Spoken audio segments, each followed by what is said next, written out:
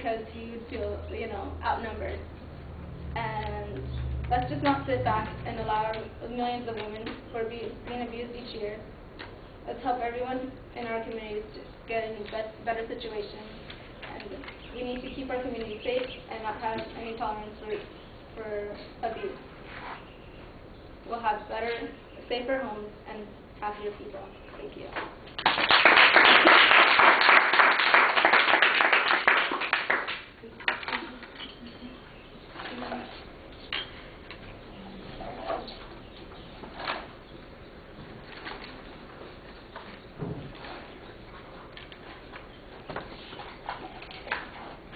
Catherine, what did you think?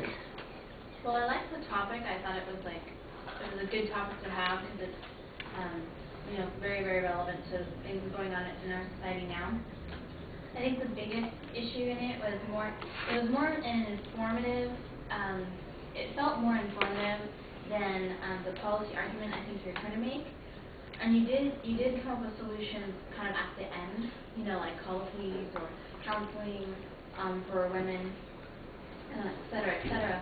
But you didn't quite feel like you quite established the problem, like gave examples other than pop culture or like from movies and such. If you could have given examples of stories of children or women who've gone through this and shown the statistics of the increase over the years, that would have made it really, a lot stronger. So that was a really good topic, just needed a little bit more meat on the bone, so to speak.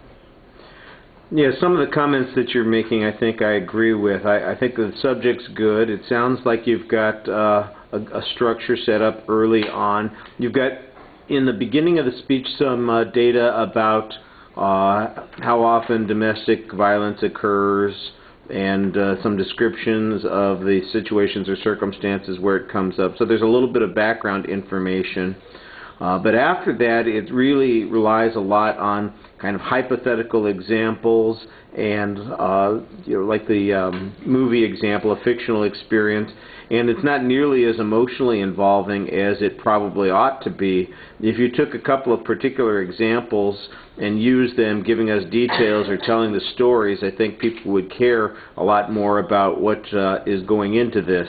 When you get to the solutions, for instance, if the solutions were in more of a context, then it would make a little bit more sense. At one point, you make you've got the suggestion, I'm sure it came from some source that you consulted about having a nonverbal signal to indicate that you'd reached a particular limit, but I'm not sure what kind of context it is and how you'd have to do that. If people are screaming at each other and suddenly one of them gives a thumbs up, we're done here, that kind of thing instead of the middle finger, which obviously would, I think, be problematic.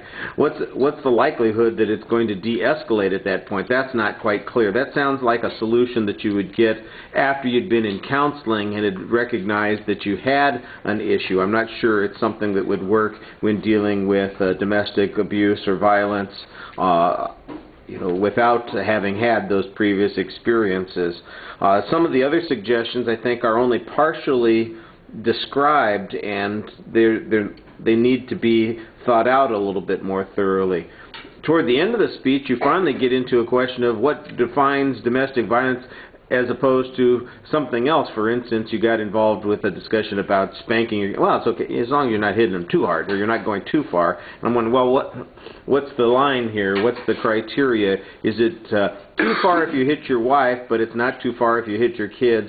Or if you hit your kids, you only hit them gently? I mean, I'm not quite sure that you've got that all considered, and I think there are good criteria that people in this field have probably written about that you're not getting into the speech.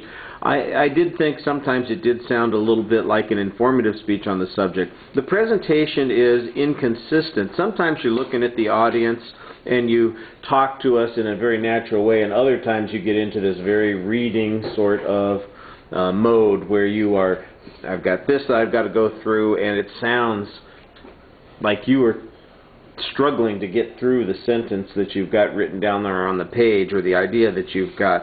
And I think if you would talk more to us like you were doing when just for instance, when you were talking about taking the kickboxing class or the karate class yourself, or you're sharing the example from the movie, and you're talking to us, I think you're much more natural at those points.